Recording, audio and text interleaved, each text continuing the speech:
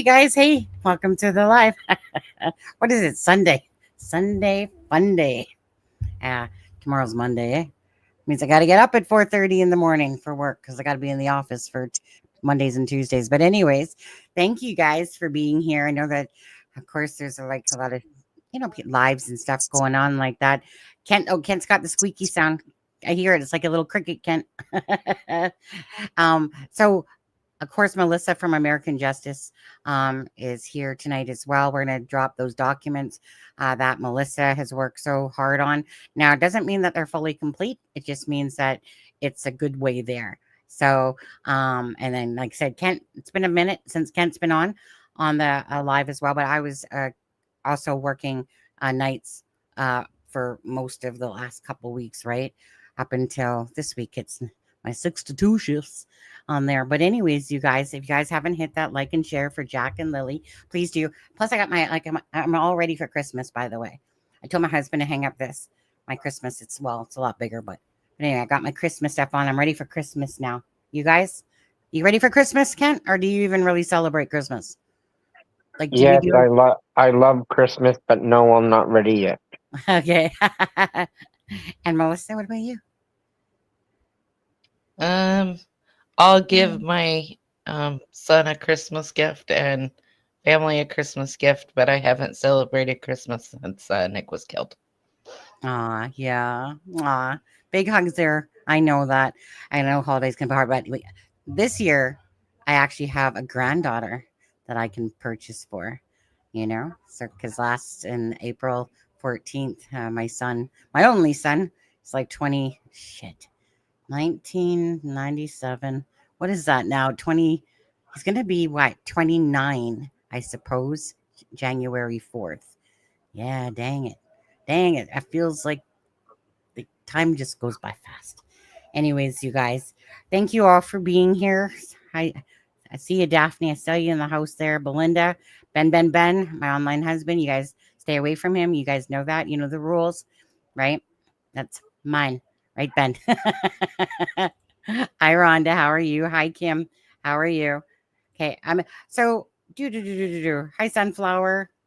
The real Norbeaster. Okay. So before we get started, of course, again, Kent, obviously, he lives in the Pictou County area. He's been doing a ton of lives since the Jack and Lily case came out. It's kind of transitioning.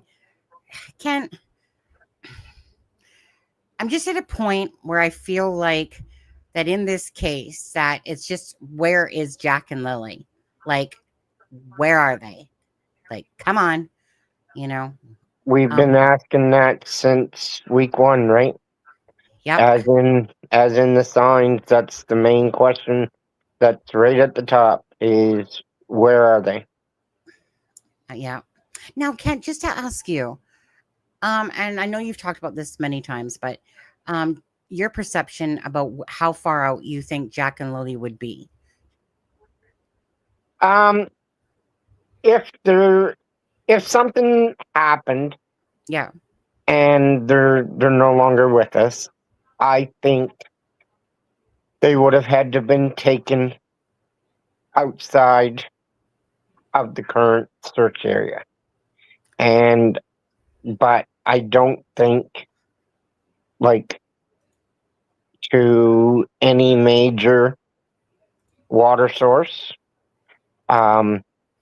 If you believe the stuff that is said, don't matter where you go, whether you go to the Atlantic coast, up through to Chance Harbor, or into Pictou Harbor, the time frame and statements made don't coincide with those statements. So I don't think that they're that far away. Right. But I think that they would be outside the current search area, if that's what you believe. Everybody has the right to believe what they believe. Yeah.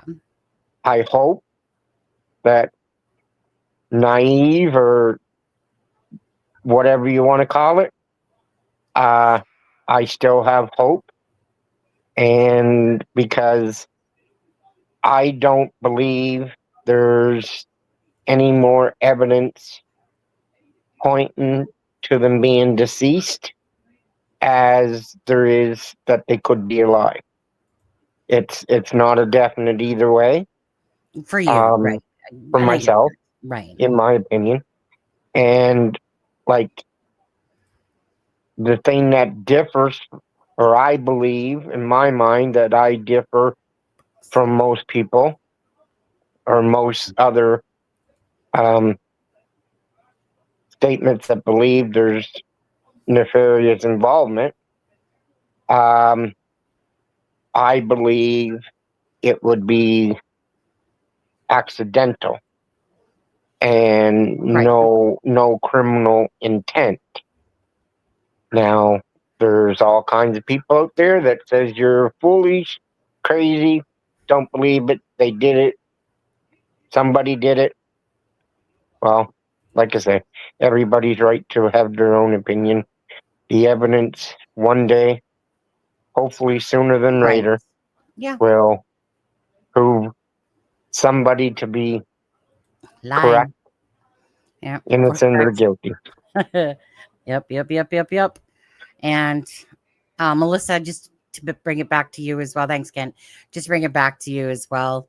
Um, Alive, deceased, and how far would you think that, based on the information? Because again, Melissa's been working on this document, so that's like a lot of repetitiveness after a while, hearing the same stuff in a lot of ways. So go on, Melissa.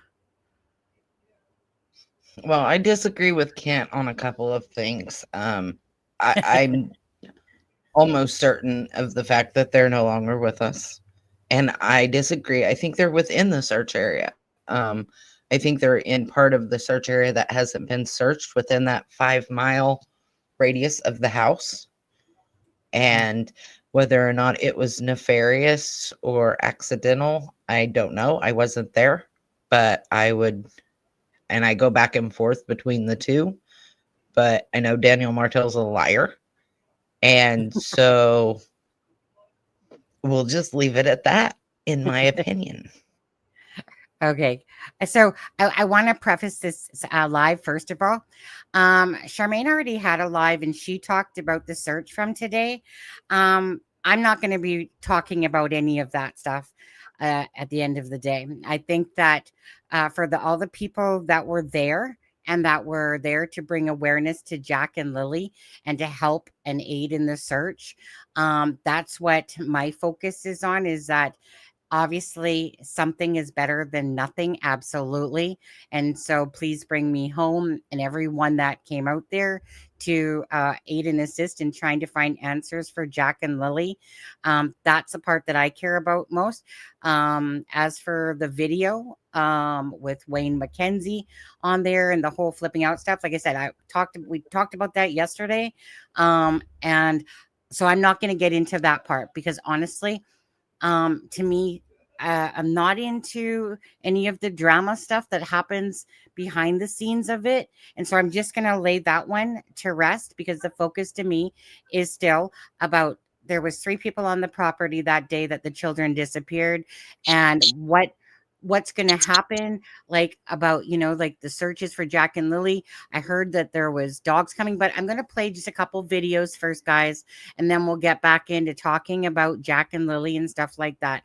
Okay, so you guys already know my opinion on what I feel, right, about Jack and Lily, and that they're not alive and stuff like that. And you guys also know who I feel is responsible for Jack and Lily's disappearance. So again, at the end of the day, whether it's Kent's perception or Melissa's or mine or Charmaine's or your guys's, we just want answers. That's what we want. We want to know what happened to Jack and Lily. It's been over 6 months. We're moving along, to creeping up to that 7-month mark. And it just sucks. It sucks, to these beautiful children. So if you haven't hit the like and the share, then please do. So I'm just going to play a couple of videos there. And Daphne, so I just wanted to say this to Daphne on a private note. So me and you, Daphne, just have a conversation together. So I updated my graphics card, and then I restarted my computer because it needed a computer update. But I think my issue, don't tell StreamYards this, but I think my issue was my graphics card. Okay, just saying. Everything seems to be peach right now, right? I You can just actually. jinxed it. Wait. You just jinxed yourself. No, no, no. Knocking on wood. No, no, no. Santa Claus, he got me. Yeah, we're good. Okay. Okay. So let me just, I think I'm going to play, let me see here. Is this one I want? Yeah, I'm going to play this one first. Okay, guys. Get out of there. Okay. Nova Scotia, who went missing back in May, with an Ontario-based group taking charge in the latest search today. The group, called Please Bring Me Home, is organizing today's search, hoping to find leads in the disappearance of 4-year-old Jack Sullivan and 6-year-old Lily Sullivan.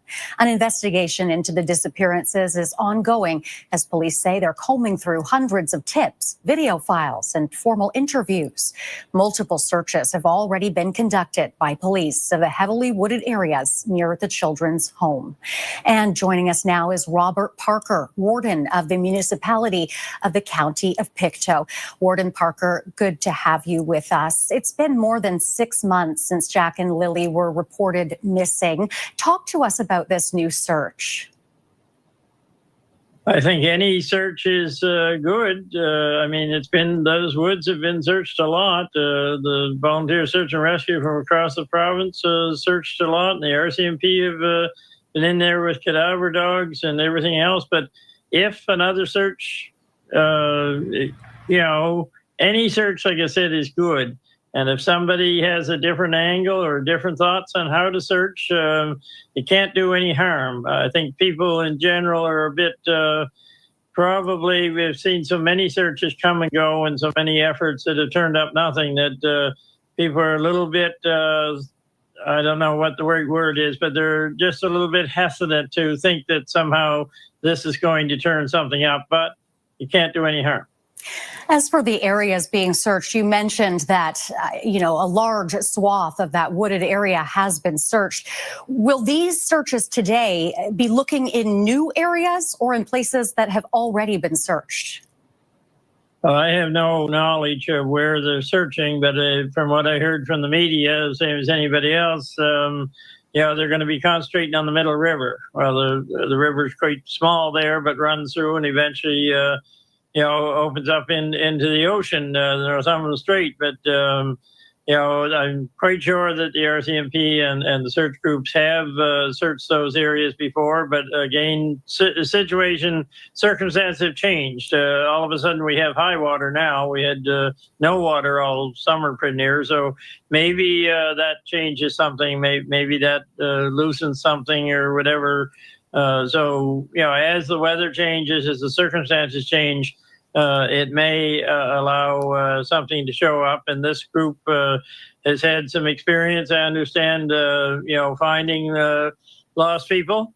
So they may have some particular ways that they do things, but certainly nothing against the people who've done the searching in the past. They've done a very thorough job, I know, and they certainly searched the river and all along it and everything. But like you say, with changing circumstances, it may turn up something. Mm-hmm. And as you say, an extra set of eyes never hurts.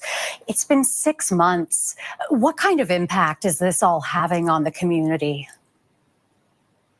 Oh, I think it hurts a lot. It still hurts for a lot of people, I would say, in the whole county. It's not a natural thing to happen, to have our little ones just vanish off the face of this earth.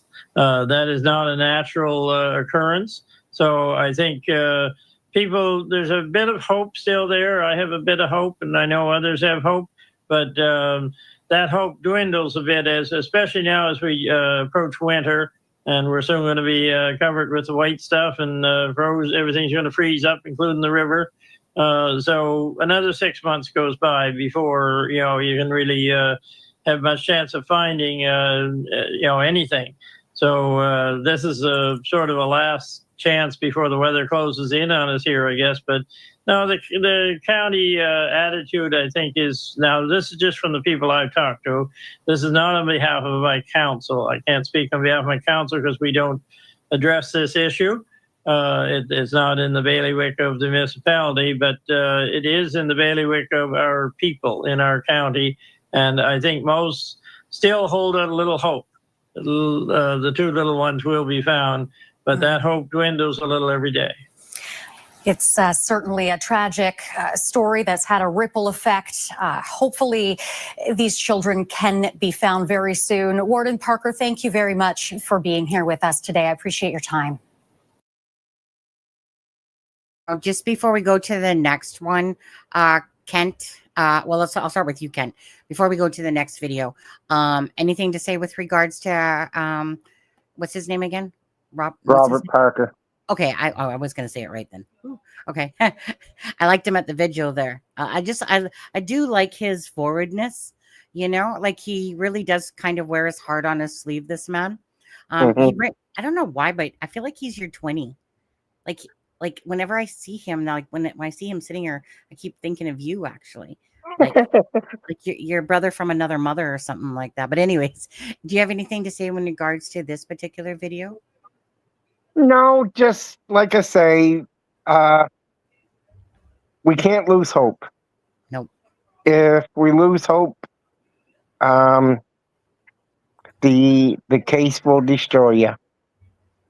Yeah. Oh. Yep. Yeah, I know it's a gut wrencher. I'll tell you that one plays havoc on the brain, like more than I like to admit that it does. Because I told myself since the Suzanne Morphew case to balance. Yeah, but yeah, this one got me fired up. Definitely on this one at this point now. It's just, you know, time. Time causes frustrations. You just want answers. When are those answers even going to come? What about you, Melissa? Anything to this video that we just watched? Not really. This guy, Robert Parker. and I don't know, Kent, maybe you can tell me if that's how he always is, if you know him, but he just seems very, yep, whatever. It is what it is. They can search if they want.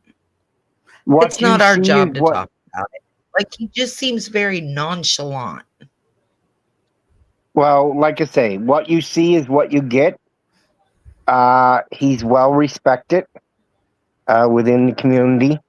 And as warden, it's not like you're not elected like a mayor is of a city or anything like that. The way the warden is elected is there's 16 different districts in the county. Everybody elects a representative, and then the ones that get elected elect the deputy and warden. And so he's elected based upon his peers, and this is into his third term of being warden. His brother. But is he always like that? Yes, that's the way he speaks. Very country boy, just down to earth. Nothing gets him too excited. Nothing gets him too down. His brother, the Donald Parker that you seen in the interview last night, that's one of his brothers. It's a big family. They live out in that area, West River, Salt Springs. Yeah. So he used to operate a greenhouse, and he's retired from that now. But yeah, no. Well, that makes me feel better that he's always like that. Right. It's like his what is the analysts always say? It's like they're what's the borderline? Like they're, you know, is that the word I'm looking for? That's his baseline. Baseline. That's the word I'm looking for. Baseline. That was the word. Thank you. I knew I had it wrong. But that makes me feel better knowing that he's always like that, because that is something that has bugged me whenever I've heard him talk. I'm like, dude, could you be like a little more, I don't want to say enthusiastic because that's not the right word, but a little more, I know, emotional.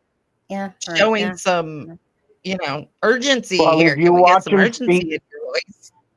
If you watch him speak, Melissa, at the vigil, that is where I seen him speak with the most conviction Mm, on this case anywhere that he spoke in public yet. I agree with that. So yeah. Yeah, I Yeah. agree with you there. He actually showed like in his voice what I was expecting to see this whole time. And I'm like, yeah, that's what I want from him. But he just seems, and I keep meaning to ask Kent, is this how he always is? Because he just seems very nonchalant and laid back and, well, You it know, is what it is type. I was sort of caught off guard the way that he spoke. And you can ask Sonny. I said a statement after the night of the vigil, and I said some people might not like the way that he spoke tonight, but I think it was a time that he had to speak the way that he did. I appreciated it myself on there. Like I really like actually that. So at first I really didn't like the dude too much, to be honest with you, and but then I watched when I was watching the video. That's kind of what changed my mind about him because I felt like he wasn't just sugarcoating; he was just saying it from his heart, and you could feel the emotions. And so, but my thing is this: is that as you get older, and he's not no young spring chicken. At the end of the day, it's like myself. What will be will be. What happens happens. At the end of the day, so he's much more older than I am, and I'm sure. Like, so I don't think it's. I don't like. So I never took him like I would say like you did, Melissa. Myself personally, like nonchalant. I just felt like kind of when you're in a position, you still got to watch what you're saying, but yet he's still saying more than most. Like, meaning I didn't find him to be like robotic and like kind of like how the police always say, well, gotta hold everything close to the vest and blah, blah, blah. So I appreciated his candidness on the night of the vigil Yes. and just, so I've Robert Parker, not like you care, but I kind of like you, dude. Yeah. So Well, I don't know that I necessarily thought he was robotic, Sonny. He just didn't seem to no, have any urgency in him. And like you, I was like, I don't really know about you, dude. I just couldn't put my finger on it. But the night of the vigil, when I heard him talking, I'm like, yes, that's what I want to see. That's how I want you to feel. Like, and I felt it. And so I'm yeah. like you, the night of the vigil changed how I seen him. Yeah, for me too, because I am an emotional person and I like emotions. When people are like flatlined and stuff like that or monotone, I mean, like I said, I always look for passion of somebody when they're talking, but I know not everyone's that way, right? And I still hate Malaya's video, no matter her interview, no matter what, right? But she is kind of like a very flatline person in general. If you go back to her younger videos, she kind of has this very somewhat monotone voice when she speaks. So that kind of caught me off guard, but yet I still hate that whole interview. Okay. Peggy Day. I've been meaning to say this a couple times. Thank you for the freaking tacos. Okay. Thank you so much. So I'm glad that you popped in here because I keep trying to remind myself because I don't usually see it until after the live. So just wanted to thank you very much. And Wait a minute. What are tacos? And why did I not get any tacos? Because you I don't like get tacos. Yeah, well, so the coffee app, right? So I have it set to, is it tacos? Wait, no, KFC bucket now. Let's rewind. Oh, Drumstick. okay. Never mind. So yeah, the drumsticks. Yeah. So, I thought we were talking literal talk. yeah, no, yeah, nothing to see here, there, Melissa. Be back in a I was bit. like, Seth wait a minute, Rogers I is want tacos. No, well, I had it for tacos, but then Daniel forced me to want to do like the KFC bucket, the chicken drumsticks there. So I was like, Perfect. And yes, I heard that Seth Rogers is live, you guys. So in Canada, this one's Seth Rogers, Sebastian Rogers case. That's one I always talk about. That's parallel, and me and Melissa have covered that case extensively. So Seth Rogers is a biological father of Sebastian, and I tell you guys that case is very parallel to what I feel is of Jack and Lily's, where you got the stepdad, the biological mom, the biological dad there, and really weird vibes off of the mom and the stepdad. And it's just so parallel. Me and Melissa are gonna talk about this case one day soon here again, because it's another one close to our heart. And Sebastian Rogers disappeared February 25th of 2024, and we're almost coming up to 2 years, and that's crazy. 2 years, right? It so is. Right. So hopefully that's not going to happen in this case. Hey, Nick Mac. Yeah. Sonny, Okay. I forgot Yeah. to tell you the other day, and Yeah. I won't call out who I sent it to. If they Uh-huh. want to call themselves out in chat, they can. Mhm. But I was talking about, I had made a similar document like I did for Jack and Lily for Sebastian. And I Yeah. asked the person, I was like, hey, you want the link to that document? And they're like, yeah. So I sent it off to them. And it's like, I thought everybody had seen that document, but I guess that person hadn't. And so okay. Thank you for their kind feedback on that. If they want to call themselves out, they can, but Yeah. Oh, okay. Sebastian Rogers document you're speaking, right? Is that the one? Obviously, because if we haven't dropped this one.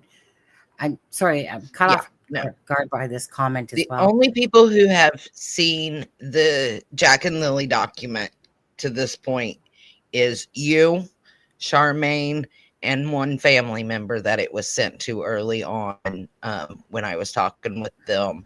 That way they knew I was legit. They knew what I was doing. And it was very early on. Why don't you say Belinda? Very few things were in it.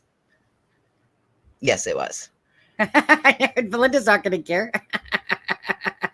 Yeah. But I don't want to make her feel like I'm calling her out. When I spoke to Belinda, I sent Belinda a copy and I'm like, hey, to show you what I'm talking about, this is what I'm doing. Whether or not she ever looked at it, I have no clue.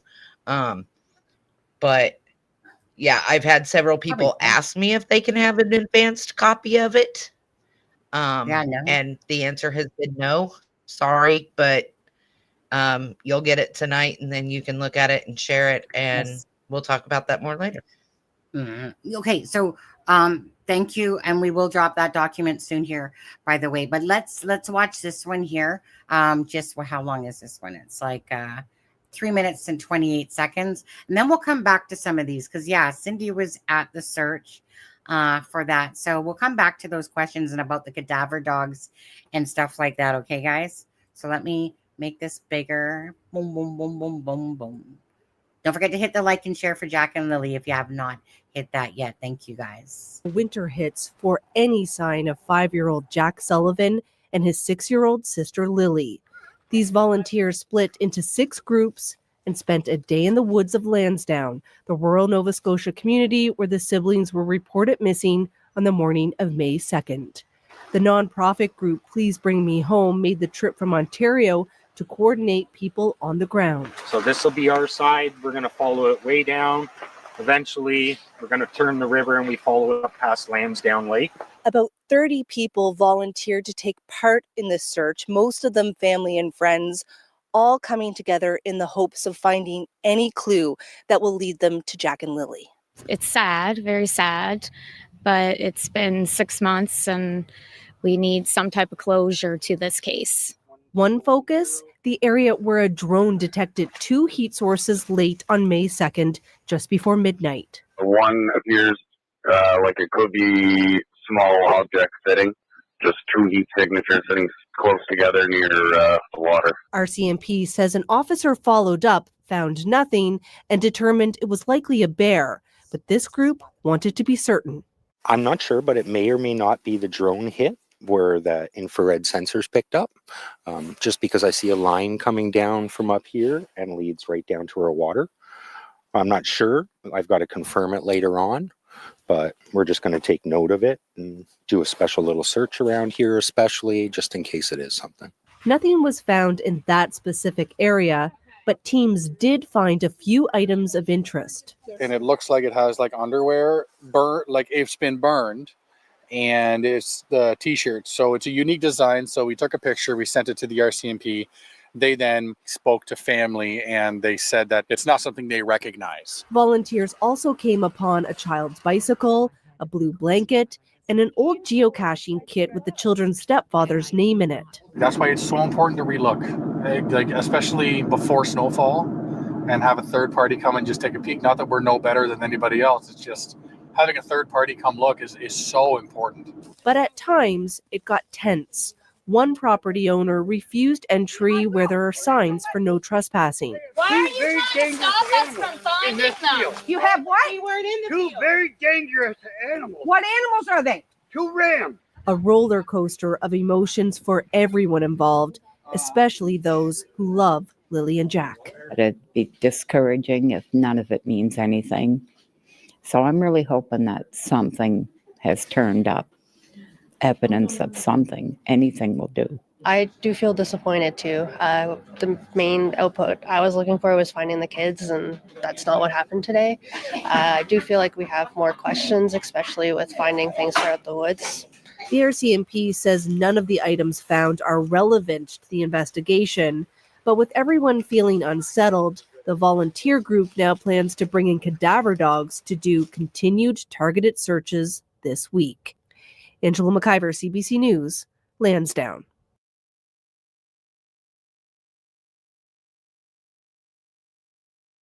Back to that now. Okay, so good little video there. Okay, Kent, start with you.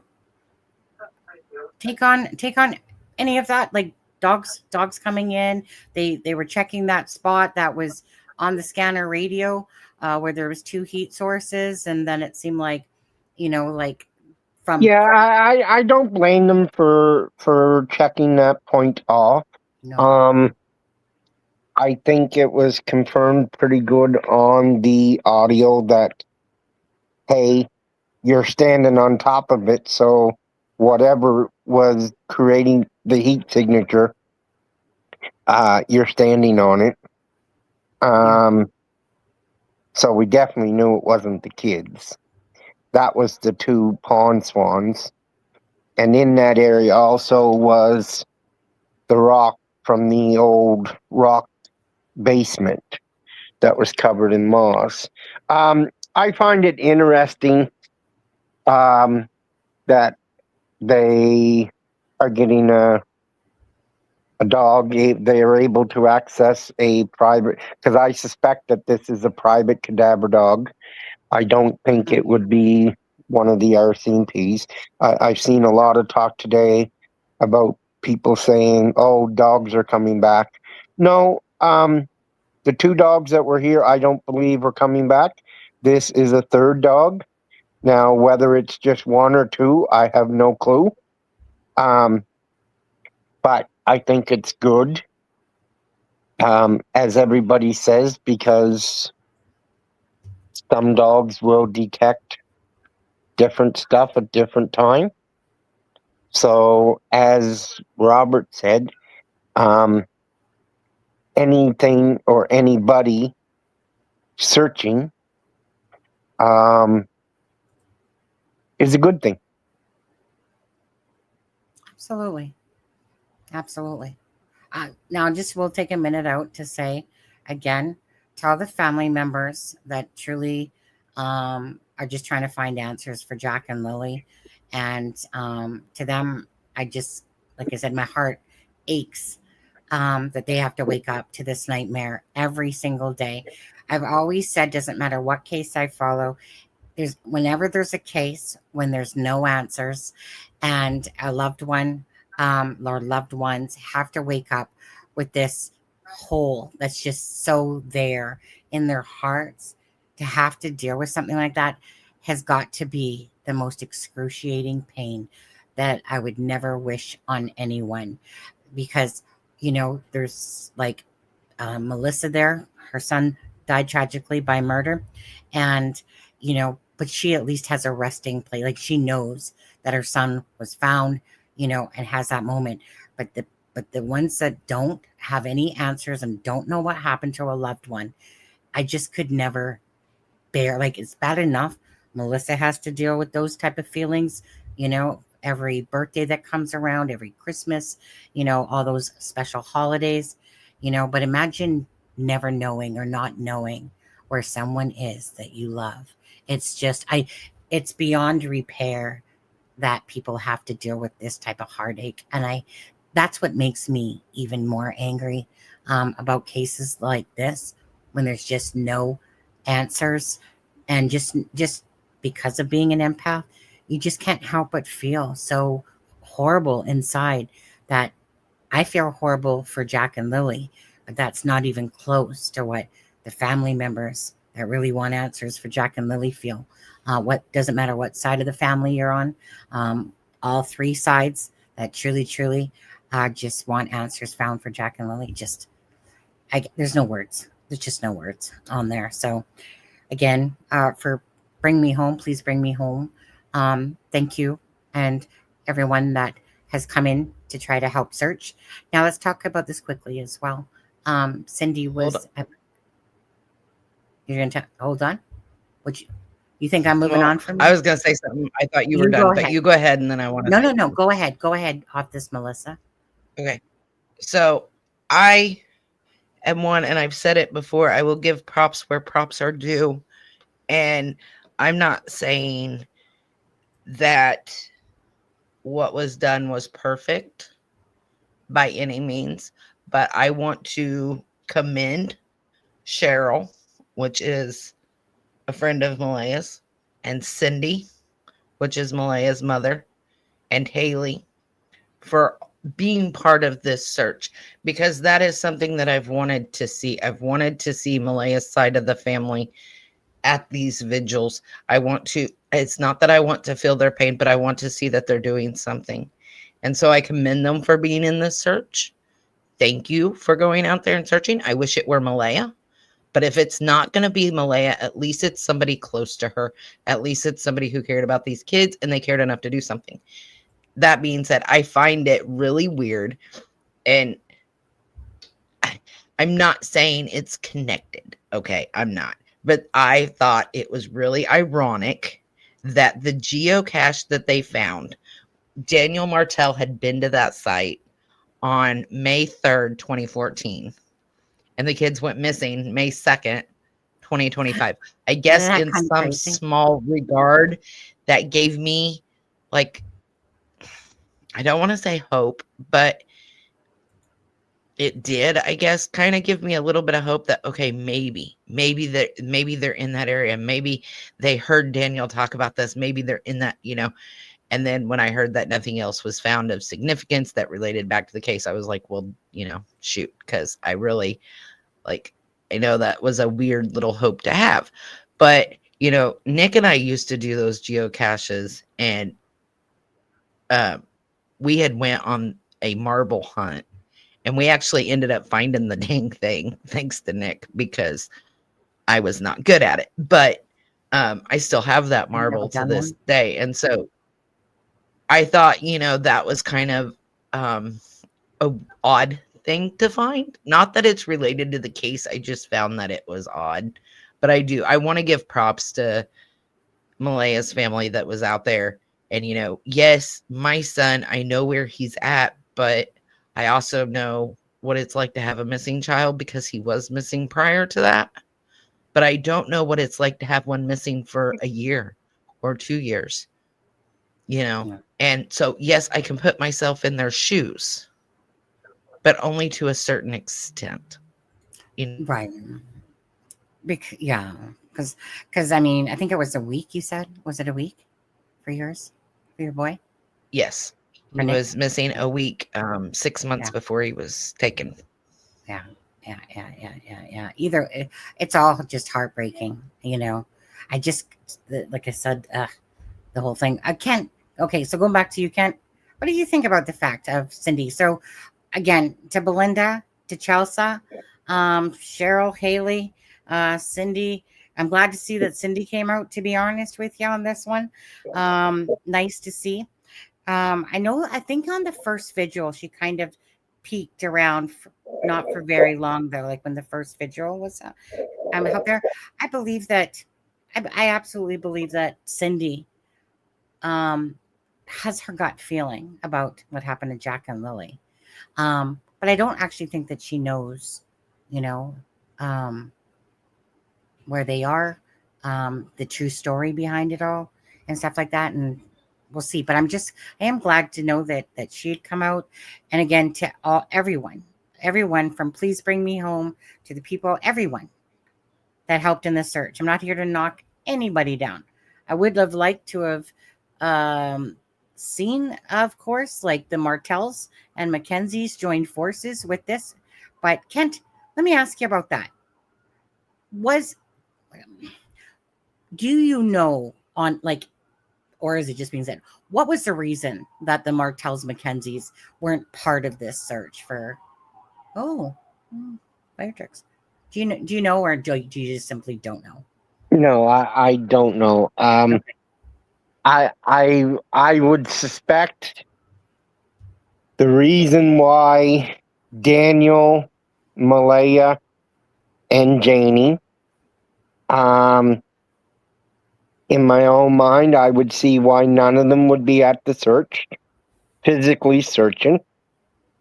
I agree with the commenters in the chat saying, well, those people could have been at base camp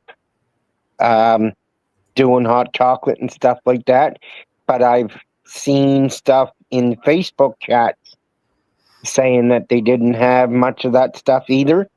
So I don't know. I think they would have been just standing around at base camp, like twiddling their thumbs, say.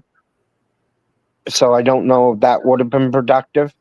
There's other members of the family of Martells, Mackenzies, and other of the Brooks, Murray. Like there's so it's hard. You want to commend, and I do. I commend every one of them. I've had people ask me if I was at the search. No, you had to be able-bodied. Yeah. I did offer to Nick, because I was in discussions with Nick leading up, giving them places if they wanted to try to ask for donations of water and coffee and things like that. I did offer Nick that if he needed someone to help at base camp, contact me, and that wasn't needed. So the only thing that I could do is sit back like everybody else and wait for the results of whether or not they found anything. I understand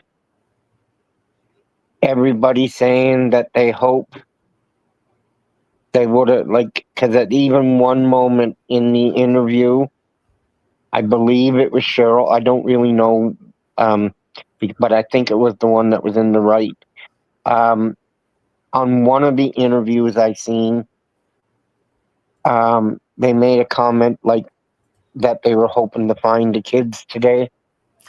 Oh, that's or yesterday. Don't get mad at me, but I was hoping they wouldn't, because that still gives me that little bit of an inkling. I know. To hold on to that. Yeah. That they're somewhere. We know they're somewhere. And in this case, and I understand the way everybody thinks. I just commend all the searchers. Do I think it's proper the way that Wayne reacted? No, I'd say he was probably a little harsh in reacting to the searchers being as close as they were. But that's here or there. They got mixed up on their map. They were following the way that they thought they were going. They were walking the waterway, whether it was the actual river or a little side stream. None of us know because none of us were there. You can see it in the video. They were walking the waterway. Mm-hmm. So that's what they were doing. The other thing that I picked up is just in the last 2 weeks, Mm-hmm. how much more water we have now Yeah. than what could have been. And I understand the fact that with the higher flowing water, it might jiggle something loose if there was something sitting on the bottom. So I do see that benefit. But I also seen the benefit if they would have been able to come in August before any of the rain came in September and October. Right. Yeah. Way easier. Yeah, it would have been a much drier track for them to slug through. They anybody that was on that search, I bet you they were feeling it in their bones today. Like, so commend them always. On there, yeah. So, Sonny, I have a question. Well, okay. And this is for you and Kent or anybody in chat. I agree. You know, people are saying that if they were Malaya, a pack of wild dogs couldn't keep them away. They'd be there at all costs. And I agree with that. As a mother who's dealt with a missing child, yes, I was out searching. Yes, I mean, I was dang near taken to jail because I wouldn't leave a property because I was looking for my child. I agree with that to an extent. But me personally, and this is the question I have for Kent and chat and you, is let's just say that Malaya showed up to the search, right? Mm-hmm. For me, although I would love to have seen her at the search, for me, I feel like it would have been more of a distraction because people, in my opinion, would have been, well, where are the kids? They would have been focused on her. They would not have been focused on finding Jack and Lily. That's my opinion. How does chat and Kent and you feel about that? Do you think Malaya being there would have been helpful? I agree. You know, what if they did find the kids? Yes, she would want to be there. But I feel like her being there would have been more of a distraction. I'm gonna take this one first, Kent. So I absolutely agree. See Daylene's comment there. So, because in a sense, Malaya has brought all this on herself. Shit, Kent, you go ahead. My husband's knocking on the door. One moment. Go ahead, Kent. Well, I agree, Melissa. Yes and no. I think that if I was Malaya and I would have either tried to have been there whenever the scheduled time was that they were going to be meeting at base camp, or when they were coming back in for lunch break, or at the end of the day. But at the end of the day, some people had to leave at lunch, so you might not catch them all. But if Malaya could have been there for 5 minutes and said, "Thank you, everyone, for coming out and searching for my children. I don't want to be the cause, as you said, Melissa, distraction or anything like that. So I'm not going to stay in search. But from the bottom of my heart, let me know that I'm with all of you today as you go and search for my children. And show some emotion. And show some emotion and thankful." When she wrote that letter, and I have no doubt that she wrote that letter that she gave to PBMH. I don't question that. I know some people do, but I don't.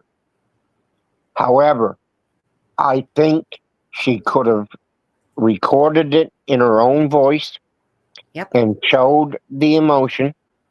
And if she had to get control of herself and collect herself as anybody would expect, a mother in this situation to have to do when they're talking about their 2 lost kids.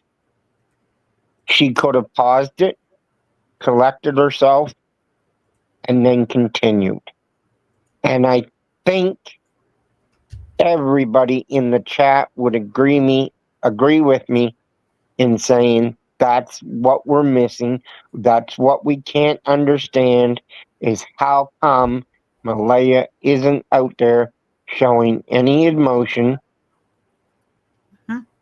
like at all these things, or even every single day. Like, I suspect that every single day I see different people scrolling through my feed on Facebook that everybody has, and I know that day count is getting up there, and it's sadder every morning when you wake up and you see that day count. But like, she could make a statement, say, please let today be the day that we get some answers. Mm-hmm. Yeah. I can agree with you there, Kent. Like, even if she would have just been there for a few minutes to say, hey, I'm not going to go out and search, but thank you. I agree with you on that. I just feel like if she were actually physically out in the woods searching, if she would have come across the Martells or the McKenzies, I feel like it would have just spiraled. And I feel like it just would have been more of a distraction. But I can also agree with you that her being there just to say thank you would have been helpful too, I guess. Yeah. Let's just get real here, though, okay? It's because of Daniel's and Malaya's bullshit is why this is where it is today. So I agree absolutely with Kent. I agree about the letter. I agree about the fact of her just even making her presence. But you know what? That's where, for me personally, I don't make excuses for bullshit. And this whole thing, since the children's disappearance, Malaya has done everything to avoid every avenue of being there for her children. So when something like this happens over and over again, at what point should Malaya even really have been at the search? Maybe is so. I mean, to me, it would just be a fake thing for her because she is shown that she's not there for her kids to be a voice for them. And I still get pissed off every time I think about that letter that says, don't be afraid to be a voice. And I still say, suck it, Malaya, on that one, because it's a joke to me. It's a joke that's 6 months in. So to me, Malaya showing up, if she would have showed up at the vigil and all these other things prior to this, right, we would have, we wouldn't even be thinking at all this way. We'd be thinking, because anyone, you would never hold me down. Never hold me down for making excuses while my children are disappeared and stopping me from being part of a search. So when you see this bullshit going on to me for 6 months with Malaya, I'm just talking about Malaya's side here, or for Malaya, no, bullshit, Malaya. What are you hiding? Why aren't you doing what the typical average parent would be doing when their kids are missing? You avoid everything. To me, it's just bullshit. And that's because, Malaya, you exactly know what happened to Jack and Lily. As for Daniel's side on this, again, I call bullshit, too many inconsistencies and stuff like that. So I get the animosity going on here and stuff like that. And we don't want that. We just don't want that. But again, this just strikes me of the fact of what should have happened from day one, and her just basically hiding herself and stuff like that. And everyone else is being voices for Jack and Lily, or a lot of the family members are being voices for Jack and Lily. And, so yes. Well, that's what I'm saying, Sonny. I agree with you totally. I don't think it should have been just a one-time thing at this search. I mean that she should have been there doing this stuff from the start. And when I came on your channel, and you and Charmaine were always harping on Daniel, and the next thing that I spoke of is, well, wait a minute, like, Malaya is there too, and Malaya isn't doing anything that the public can perceive, because sometimes I understand I'm not her friend on Facebook, but I know she has made a couple posts at certain times. But for being the mother of the two children, and the statement that she made, well, why isn't Daniel out looking for my kids? Yeah, I can remember that. Well, why should Daniel be out looking for your kids if you're not making an effort to look for your kids? Yeah, that Pisses me off. that comment did strike a chord with me as well. At first, I thought she was. But I would rather see her, Sonny. I would rather see her, I would rather see her at the vigils and stuff like that than the search itself. And I know that probably sounds weird to most people, but for me, it would have made more impact if, like you said, all along she had showed something. And like, I had talked to you before about the letter. If she would have just recorded it in her own voice, like Kent said, if you need to pause it, collect yourself, and we get it, but at least do it. Heard too much need about to hear Malaya. her voice. That's just it, though. I've heard too much about Malaya and what she's been acting like behind the scenes. So for me, I'm so over Malaya's bullshit. So even if she was to show up for the search, so I really, honestly, at this point, again, Malaya, from God's lips, or your lips to God's ears, okay? The truth will come out about Jack and Lily. And for me, like I said, I don't make any excuses for Malaya's actions whatsoever, because just as a mother, regardless, as a mother, you would fight tooth and nail. And thank God for all these cases out there where, there are the searches that are continued on because of family members, right? And we see this in multiple cases in the United States, just where they just want answers and they don't stop the searching, and family members just keep it going because they want answers. And then, little by little, people, start fading away and stuff like that. But the most important thing ever in a case like this is when at the start, like I said, when both of them are front and center. But that's not what we had. We had her leave the property the next day and basically go into hiding and said nothing. And it's just, I'm sorry, I cannot. This is bullshit. It's bullshit, Malaya. It is. And so anything she does at this point, even before this point, it means nothing to me. You act like your kids don't exist. We've heard it from Wade. We've heard it from many people on top of this, that you seem to care more about, freaking a new boyfriend, that you care about going out, getting dolled up, getting all this shit. And it's just kind of, like I said, if it comes back to bite you, I just don't care about Malaya at this point at all. Like, there's nothing she can do to revert what she's already done in 6 months as a mother of 2 children that are missing. And well, Daniel, he just won't stop regardless. Sonny, I want to say one thing here, because I don't know how many people know it, but I can only speak for this one because I only had a part in organizing this vigil. But we knew beforehand that Malaya wasn't coming.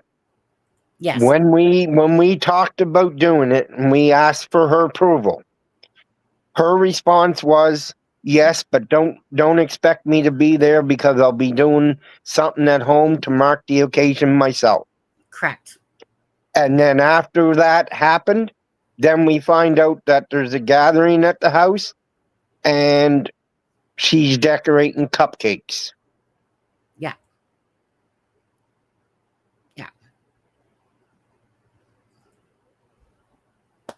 Yeah. How did you feel about that all, Kent? The whole cupcake. I think that says how I felt. Melissa, what do you think? Well, you know what? Honestly, okay, go ahead, Melissa. I'm gonna decline to answer that. Yeah. You know what? It's just unbelievable to me that this is going on. I have no respect for Malaya. I have no respect for Daniel. Those are the 2 people I absolutely have no respect for as people that are trying to say, I'm not even going to include Durwood or Janie in that, because at the end of the day, again, regardless of what their story is that they're responsible, regardless of whatever has happened here for Jack and Lily missing. And they're the ones that have made a mockery out of Jack and Lily's case. And that pisses me off. That pisses me off big time. So to sit there and see Belinda, Chelsea, Cheryl, Haley, I think that Angeline, there's another friend of Malaya's and stuff like that, truly trying to find some answers to me, and like a lot of everyone else that was there as well. Sorry guys, I can't list off everybody's names, but it says a lot really about how this whole case is going. And to me, it's just like Occam's razor. But at the end of the day, we're at a point where, dog search is coming in. Sweet. Okay. Some cadaver dogs, like Kent said, probably not RCMP. They're probably like privately owned dogs. I saw someone say that dogs were coming out of the USA. Not unless it's freaking Canine Jewels or something like that coming up. But yeah. And I want to say, Sonny, we'll drop your document. Dogs are not cheap. When Nick was missing, I hired a guy, and he came in. He had 2 dogs, and he was coming in, I guess I should say, because Nick was found the day before he was set to arrive. But dogs are not cheap. So whoever is bringing in cadaver dogs, sit dogs, whatever, I applaud them for giving that service for these kids. And I applaud anybody, no matter who it is, that's been out there searching. And, I want to thank you for everything you've done with setting up vigils and stuff, because you've done a lot trying to search for these kids as well. Yes. Yeah. Thank you. Can I say what I said in back chat? And I'm still here. Go ahead. Yeah, I have no problem. I don't know what you said, or I can't remember now. But anybody that knows me knows I'm a smart ass sometimes, because that's just all I can be. So in our back chat, I say, because Kent, you said, somebody asked if you were there. I said, Kent, how dare you not get out of your wheelchair and just hop through the woods and search for Jack and Lily? Come on, people. There's no way he's going to be able to search. I'm sure, and Kent can correct me if I'm wrong, but I'm sure if Kent was able to go search physically for the kids, he would. I would have been there, yep. And there wasn't enough people there to pick me up once I got on the ground. So I'm not a light man. I actually looked it up. I looked it up the other day. I am 25 hours away. Amen. So if I was not 25 hours away, I would go search. You cut Kent off 2 times there, Missy. You ask him a question, then you cut him off twice. Bad. Kent. Absolutely, he would be there. Absolutely. I know he would. And there wasn't enough people there to pick me up if I fell, so. Yeah. On there. And yeah, for anyone that doesn't know, Melissa lives in Indiana, which is Indiana, though, is kind of down from Nova Scotia there on that side. It's on the East Coast side. Closer than I am, probably. Yeah, I Googled my address because I was curious, because somebody on one of the Facebook groups was going off on this lady because she said, how many people in this group are actually going to go search, yada, yada. It's like, lady, most of the people in this group probably aren't anywhere near. So it got me thinking, how far away from Nova Scotia, from their address, from my doorstep to theirs, is it? Yeah. And it is 25 hours. 25. Okay. So Melissa, we're going to get ready here to drop your document. But before we do, just explain to everybody again about your document. And thank you guys for being here. And if you haven't hit the like and share for Jack and Lily, please do. Just, be a voice for Jack and Lily. Keep it out in the algorithm. The more that people see it, the more, you're just trying to pull at people's heartstrings to, just care about these children that go missing, or the missing and the murdered and stuff like that. Yes, we do love Belinda. Absolutely. I know she was having a rough, she was just tired the other day. I haven't spoke to her today. I was working today, but I'm sure this is very draining. Absolutely. You get your, no matter what, you're going to get your hope up, eh? So she probably needs to, she needs a big hug. That's what Belinda needs. Give her all a big hug. Air hugs for Belinda on this one. Air hugs actually to all the family members that are just really, truly trying to find answers for Jack and Lily. But anyways, Melissa, go ahead with your document. So I'm going to sit there and eat something that my husband gave me as you're talking for a minute, and then we can drop your document. So I had kind of caught this before I had to leave and go out of town this summer, which I do every summer. So it got to the point at one point that I just could not keep the players straight. I remember hearing something, but I couldn't remember where it was said or how far into a live it was said. And so I got with Sunny and I asked her, because I had done a document for Sebastian Rogers, and said, hey, you want me to do it again? Of course, Sunny was like, yeah, keep in mind, this document is not done. This document will never be done until these kids are home. I added things even recently as 2 hours ago, right? Like, it's not going to be done. Still adding things. I've spoken with Belinda myself for over an hour and a half, getting background information and getting just regular information about the kids, about family, stuff like that. So I've created a document. It's rather large already. And this is all factual information, and I've backed up what is being said, whether it's through court documents or through something that the family has said. And I let you know who everybody is. I let you know more about Jack and Lily. You have your tips and flyers and photos of the kids in the woods and the trail cam pictures and the court documents. And I even went as far under the court documents. Some of these have subsections where you can go to what the witnesses said or what the search notes were, or video footage or polygraph results. The dispatch audio is in there. A timeline is in there, the best that I could make it. And in that, I'm telling you where I found all the information and the times. And this has clickable links. So if you want to see something, you can just click the link and watch it. I've got media links and media notes, social media links. I've added a section for the body language experts. You've got, it broke down into Malaya's messages, Malaya's interviews and statements. Daniel, the same, interviews, pictures, contradictions, and where all that information is found. Janie has a section. Cody and Belinda have a section. And then I have a section that tells you all kinds of information of who I used in this document, their personal YouTube links. My information is in there. So if you come across, anybody comes across anything, they can send that to me on Facebook.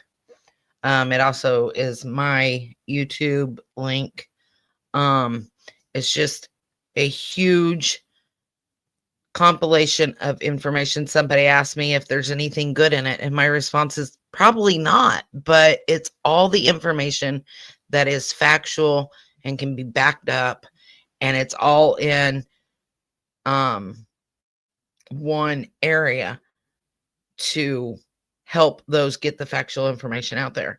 Are you seeing cross-reference? Yes, I've cross-referenced everything in this document. You can see it usually in multiple places. And again, I've put in there where I found it, their timestamps. I've listened to a lot of lives. There are a lot of people in this document. And again, my information's in there. It's not done, but it is to a point that I felt like it could be released. And I told Sunny, I think you're at the point that you can release it and I can continue working on it after it's released. Now, Melissa, just to ask you quickly, if there's anyone that comes across something like, or screenshots that you have, do you want anyone to email you? But remember, it's not about gossip. This is about factual, regardless, like information from the family, from the news, from the RCMP and stuff like that, right? So it's not about anyone's perception about what they heard and stuff like that. It's just more to do with you know, like let's talk, like, yeah, the behavioral analysts and stuff like that's their opinions, and definitely. But you guys know what we mean by that, right? Hey, Zach, how are you on there? So, yeah, I included my Facebook in this one. I didn't in Sebastian's, but I have included my Facebook link in this. So if, let's say, Johnny comes across something and he wants to send it to me, he can click the Facebook link and send me a direct message, send it to me. I will review it. And this is going to come across wrong, but I don't know another way to say it. If I feel that it is important, then I will put it in there. I'm not interested in personal opinions, and it has taken me a lot to keep my personal opinions out of it.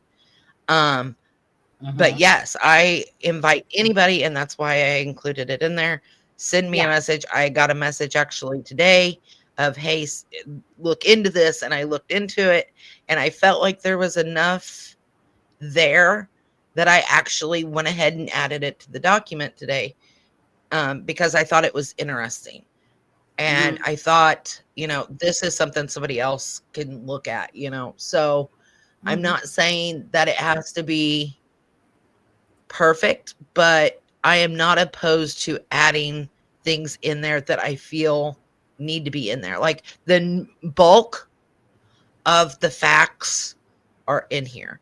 So, you know, send it to me. I'll look at it. I'm open to looking at anything. And if it needs to be in there, I'll put it. Okay.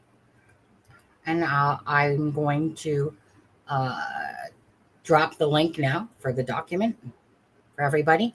Thank you to Melissa for all the darn hard work that has gone into this document. Again, I call these things like a holy grail. Be thankful for that. There's people out there that actually like to do this shit, you know.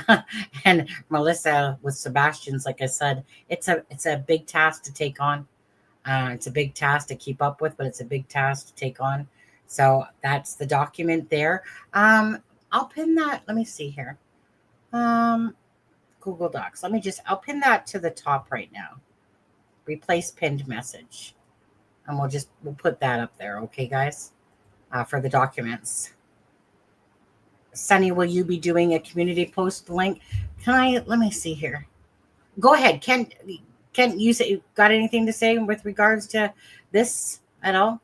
Go ahead. Give smooches to Melissa, Kent. Kent. Oh, he's muted. I didn't mute you though, bud. You muted yourself. Kent. Kent ran away. Is he picking his nose? Kent. Come on now. Wake up. Put the boogie down. I know, Kent. Seriously, did he fall asleep? Kent. I don't. So I see a lot of people saying thank you. Wait. You're welcome. Allie said it sounds like a lot of hard work. Very much so. This is probably, I'm not even lying here, probably close to 100 hours that I've put into it so far. Kent, 1 sec. Are you there? Yeah, I'm here. There he is. Oh, okay. Could have sworn you fell asleep on us. No, I dropped out, pressed the wrong button. Oh, okay.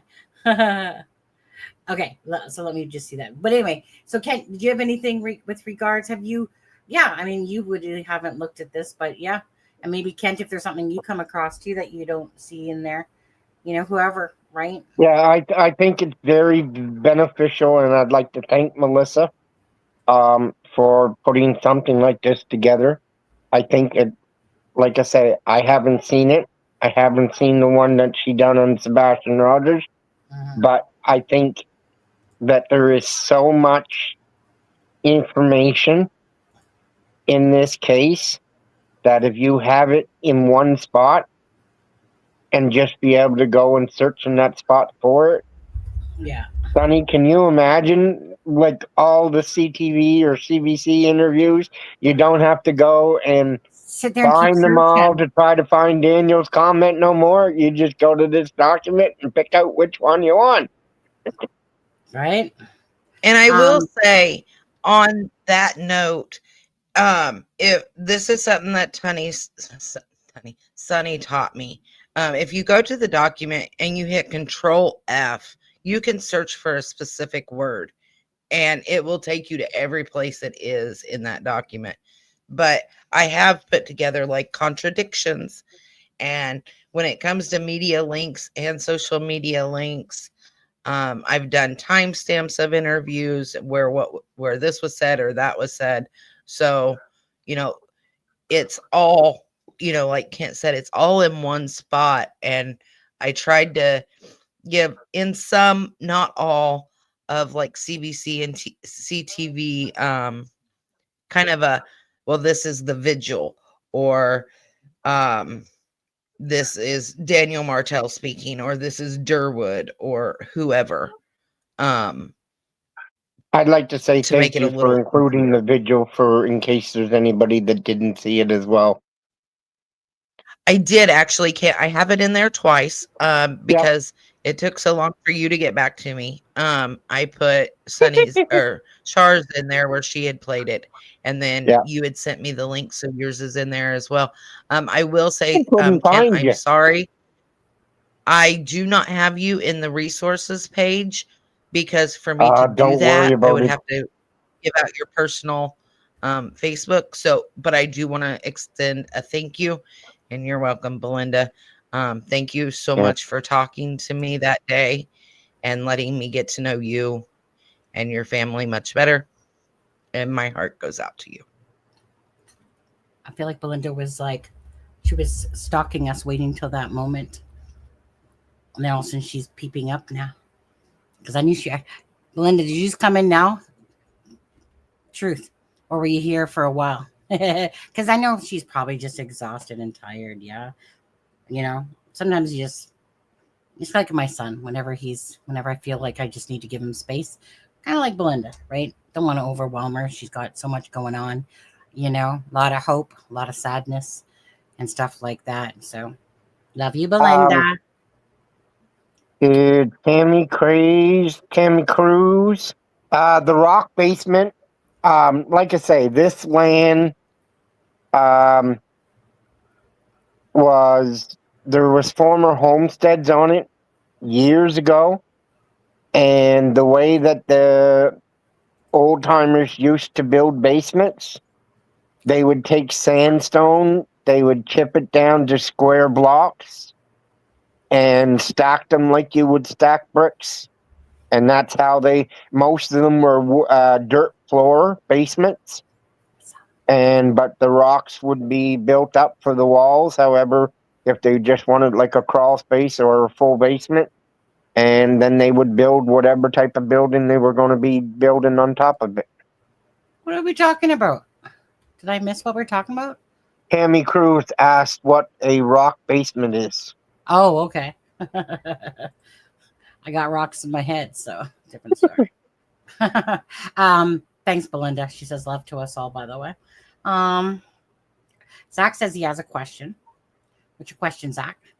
Zach. Let's see here. Hugs to Belinda. When I click on that link, I don't see Lily and Jack one. Let's see here. Google Docs.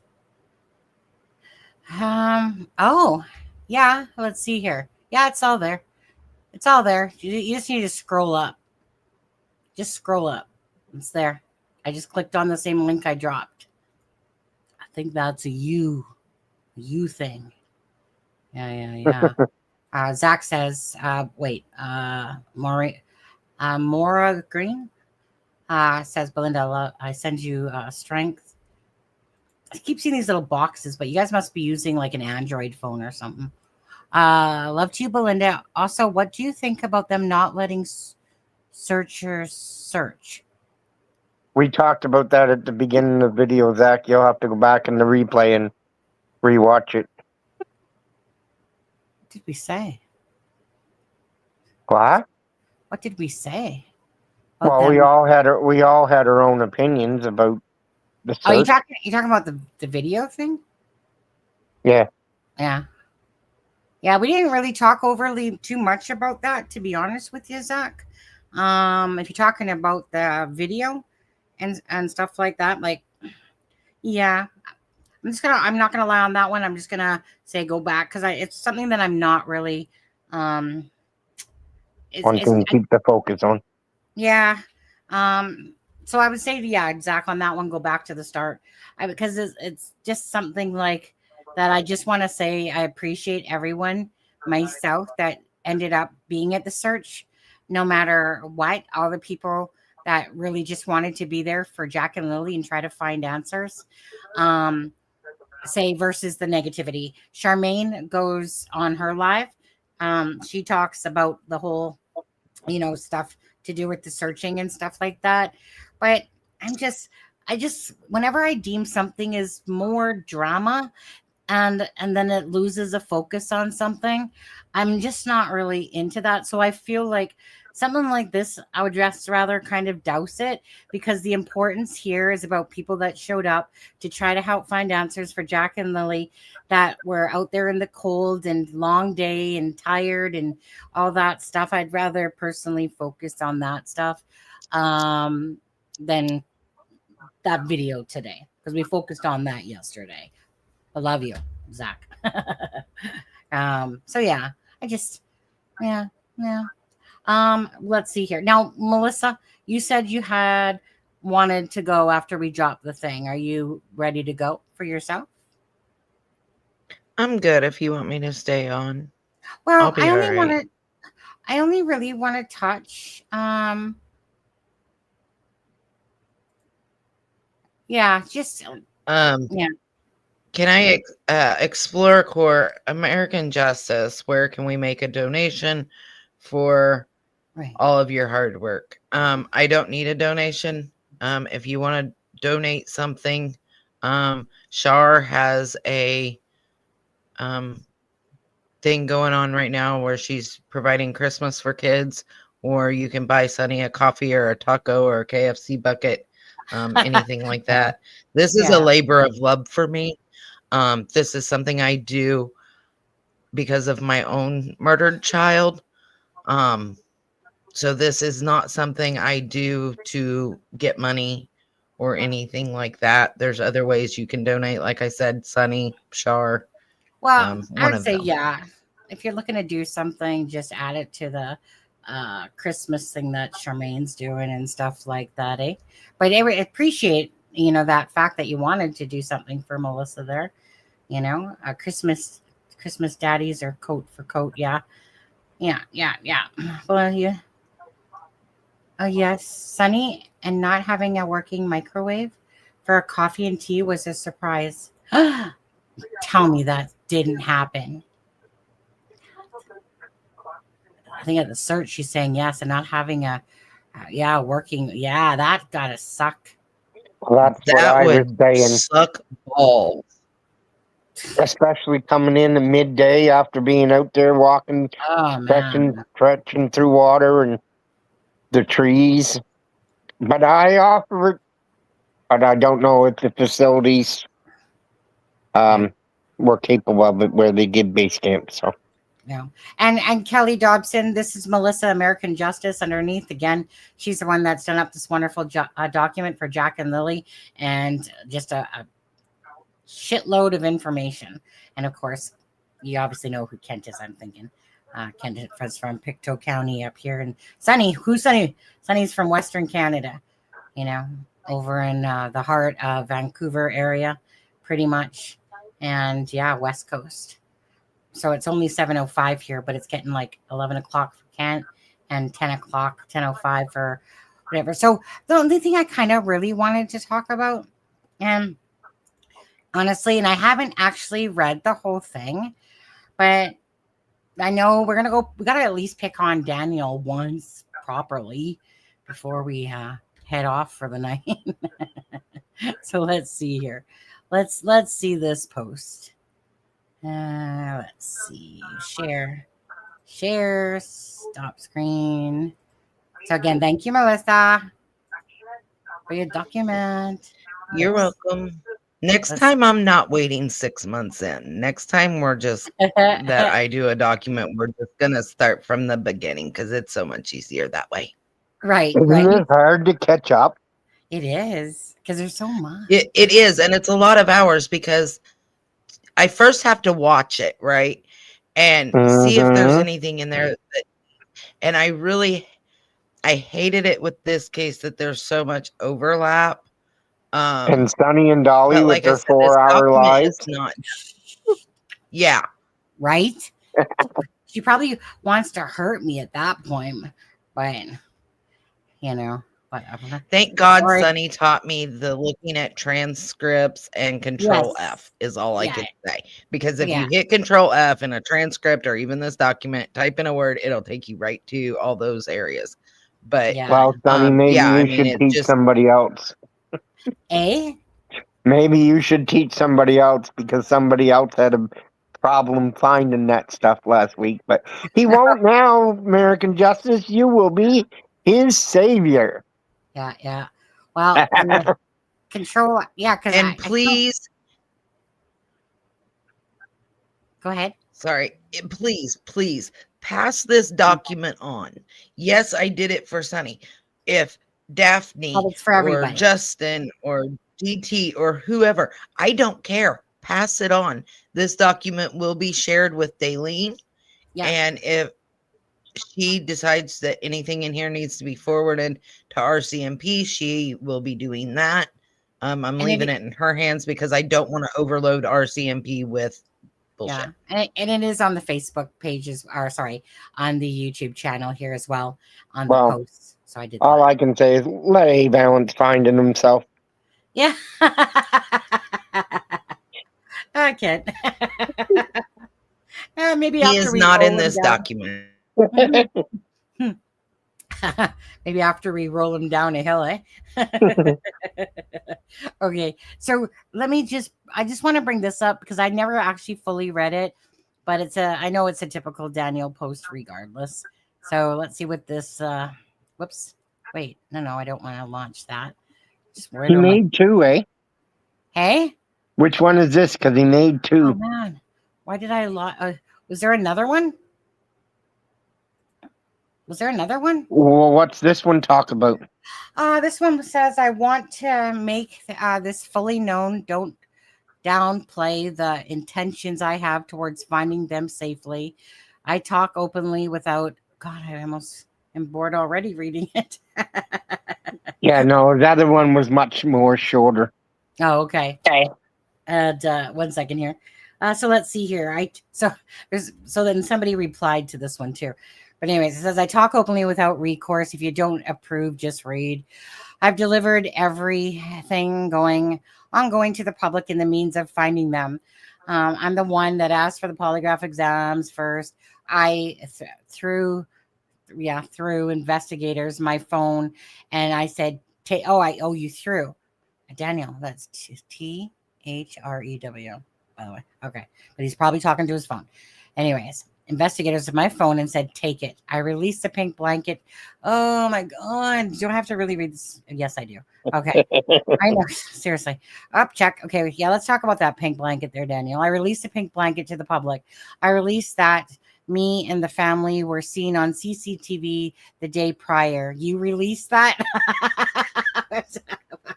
Oh, sorry. Don't even get me going. Seriously. Okay. I released my polygraph test results. I still continue to inform the public. The perspective is one's to choose. Okay. Well, I got my choice. I do these interviews and talk openly because there is no other choice. I do it for Lily and Jack because I should. If you look closely, it's either me or Belinda Hey, Daniel.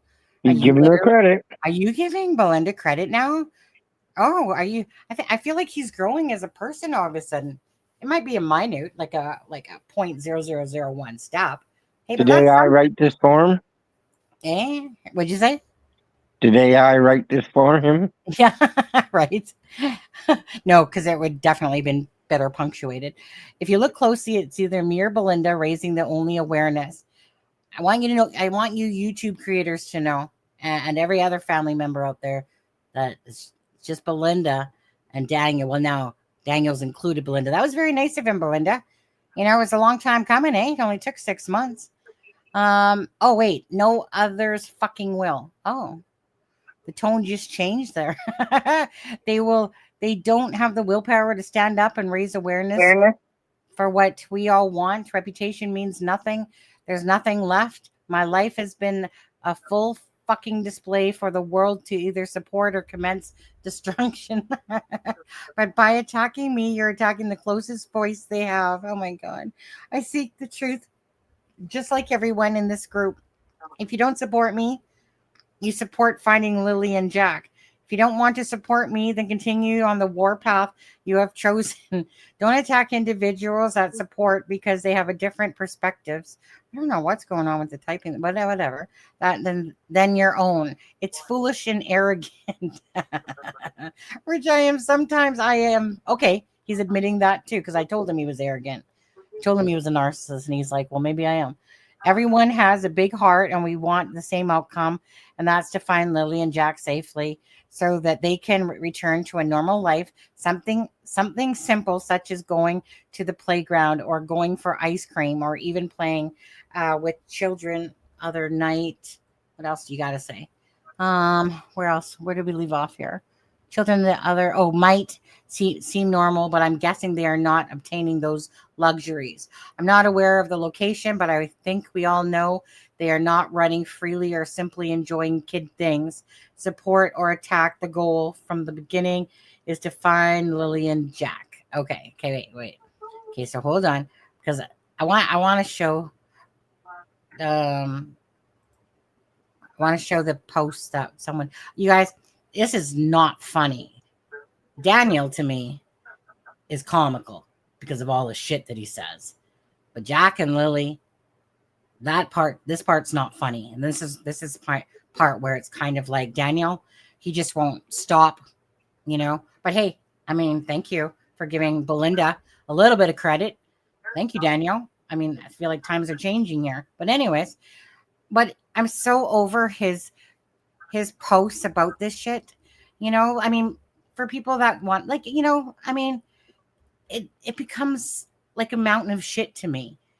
And it's kind of like, but I know you guys want to kind of hear it, and they kind of give me a chuckle because they're so ridiculous now. But yet, by the same token, this is what I'm trying to tell you, like, Jack and Lily are not a joke. Jack and Lily deserve answers. And when I see this type of horse shit, in my eyes, it's just like, dude, like, okay, just keep talking. I mean, you're an absolute moron, but just keep talking, Daniel. Your arrogance is beyond repair. But I just want to show this, and that's my opinion. Doesn't mean that's everyone's. It's just my opinion. All right. And then hold on, let me just pull up the next one here. I think it's this one here. I haven't even read this fully, but I kind of want to see what this lady said. Let's see. Share screen. Yeah, definitely must have been my graphics card, I think. Okay, come on. Can't blame StreamYard again. No, come on now. Oh, okay, there it is. Okay. I told you. What? You're going to jinx yourself. Okay, so Shannon Kensington says, Daniel, honestly, you write like you're delivering a State of the Union address to your own reflection. Let's clear something up. No one is downplaying your intentions. We're just tired of your hero complex PowerPoint presentation every time you hit post. You didn't courageously ask for polygraphs. You didn't bravely hand over your phone. You didn't nobly release a blanket, CCTV, or whatever else you may think that that makes you the people's champion.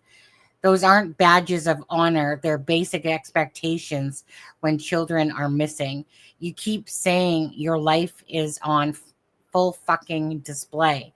Yet because you keep putting it there daily, hourly, live stream by live stream, no one else is asking for this Broadway production. And this whole attack, and you're attacking the closest voice they have, then give me a break. You're not their voice. You're the loudest person in the room who refuses to sit down. Awareness isn't the issue. Your performance is. Okay. Well, okay, so I don't know what the other post said, to be honest with you. But I'll just ask you guys. I mean, you can say whatever you want, obviously. You know, you can have your own voice on how you feel about Daniel's posts. They just really bore me. Well, yeah, like it's the same old thing that like we've known since July. Mm-hmm. If he really wants to give us something new, Mm-hmm. Then put the pressure on the RCMP to make a statement, say something that is going to get them to react, do something that is going to get people to say, wait a minute. But that doesn't happen. So we just hear the same thing over and over and over. And I think that's why a lot of people are just fed up hearing it. Well, honestly, because it really truly is about how awesome and amazing he is. Right? I mean, I don't know how he managed to write Belinda's name in this whole thing because, you know, he's trying to tap into acting like he's got a little sensitive part in his heart there. But everything is just about how great he is and how he's been doing all this and how, you know, yeah, let's wait till that blanket comes back, right, Daniel? But putting yourself and not saying that, like, I'm not defending him, but like, if you put yourself in the position that he's in, then I know I would be. I might not be doing it as he's doing it, but I'd be out there pleading my innocence as well. And I think that there's better ways to convey it than what. Yeah. Because, like you say, the way that he says things, it makes him want to talk about him rather than the fact that there's kids missing. Melissa, do you think the same kind of? Like, I mean, all you really hear about is I mean, for me, Daniel, in my opinion, no. You know, this points to him being a narcissist because he wants to bring everything back to him. But Daniel, in my opinion, has a hero complex. He wants to be seen as a good guy. And I've noticed the things that he says and the posts that he responds to isn't in any way helping for Jack and Lily. It's because he doesn't like what's being said about him. And that is not what truly trying to find these children looks like. He just wants to be seen as a good person. And like I said, nothing he says I really take with much of anything. I take with a very large grain of salt. I don't know if it's worth salt. It may be the whole bottle of salt, but I still Oh, I was too busy laughing and I didn't realize I was muted. I'm trying to. I'm almost done. Are camera you went eating a drumstick? pizza, but look at my camera went all mucky. One sec. Whoop! No, I'm trying to go to my camera. Stupid me. For some reason, I don't know why it does that. It's only camera. My other camera never used to do this. I look like freaking blurry as fuck. Oh, wait, hold on. It came back. There we go. I don't know. Sometimes when I touch my what do you want to call that? Soft light or whatever you want to call it, brings it back in focus. I don't know why it does that though. Ring light? Do you have a ring light? Yeah, that thing. Yeah, it's like right there. But if I usually touch it, all of a sudden it kind of focuses back. But it's just on my old camera, never used to do that. But this Logitech one, for some reason, it just wants to go out of focus sometimes, and it drives me batty because I never had that issue. Sometimes cheaper is better. Just saying. Now quickly, I want to ask you this, Kent. May 1st. Do you believe that Jack and Lily and Daniel and Malia were seen on May 1st? Or do you not think that that was the case? Just to ask. Doesn't matter to me. It was before the last confirmed sighting. Doesn't matter to me if they were there one way or the other. I don't care. If it would have been after closed circuit verification, yeah, then I would be questioning. But Melissa, does it matter to you any? That they were seen on May 1st, yes. Just simply for the fact of they were confirmed to have been seen. And does that mean I think what happened didn't happen May 1st? No. I fully believe whatever happened the evening of May 1st into May 2nd. But them being confirmed seen on May 1st, yes, that matters to me because they weren't seen at school, right, since Tuesday. They went to school, the kids went to school on Tuesday, and Daniel got them off the bus, right? So it would have been from the 30th to the 2nd had we not known that, right? So the fact that they were seen May 1st alive tells me that up until the evening of May 1st, that they were still with us. But so I don't it does think that's matter her question. in that aspect. But I think she's asking, does it matter if they were seen at Jordan Geddis's in the morning before the last confirmation of sight and life at the dollar store?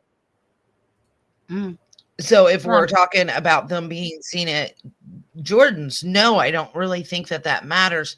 Do I think that person is being truthful? Yes. But is it on May 1st? I don't know.